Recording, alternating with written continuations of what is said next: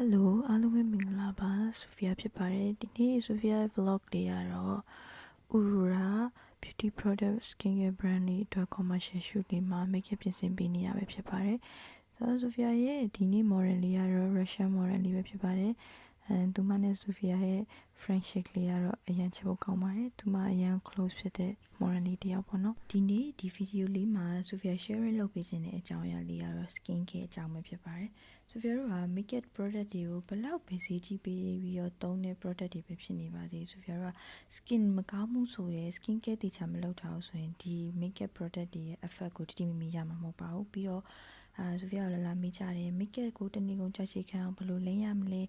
makeup တွေကကိုနဲ့ဘယ်လောက်ပဲဈေးကြီးကြရဖို့ပဲ makeup ကွက်တာတွေဖြစ်တယ် makeup တွေကကြာမခံဘူးဟိုသုံးလို့မကောင်းဘူးဆိုတာမျိုးတွေကအဓိကကတော့ကိုယ့်ရဲ့ skin ကမကောင်းတာပေါ့နော်ကိုယ့်ရဲ့ skin လေးကိုတေချာရည်သက်ပြီးအောင်ထားမယ်ပြီးလို့ရှိရင် moisturizer လေးတေချာလိမ့်မယ် sunscreen တေချာလိမ့်ပြီးတော့ skin လေးကချောမွတ်နေအောင်ထားတယ်ဆိုရင်ကိုက makeup လိမ့်တဲ့အခါမှာအရင်ပဲကြည်တောက်ရှင်တဲ့မျက်နှာလေးကိုရရှိမှာပေါ့နော်ဆိုတော့ဒီ model လေးဆိုရင်သူ့ရဲ့အောက်ခံ base skin ကအရင်လှတယ်ပေါ့နော်အသားရောင်လေးကလည်းလှတယ်လို့ skin color လေးကလည်းအရင်လှပြီးတော့ skin ကလည်းအရင်ဟိုမှာ smooth ဖြစ်တယ်ပေါ့နော်သူတို့ရဲ့တဘာဝလျောက်မျက်နှာမှာဒီလိုမျိုး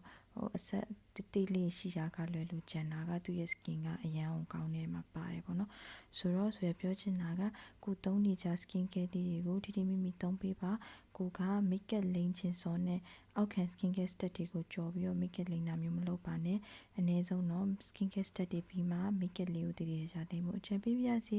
အခုတော့ဆိုဖီယာဒီဗီဒီယိုလေးဒီမှာပဲဆုံးသက်ပါရစေဒီဗီဒီယိုလေးကိုအစားဆုံးကြည့်ရှုပေးတဲ့အတွက်အားလုံးကျေးဇူးတင်ပါတယ်Bye bye. See you in the next video.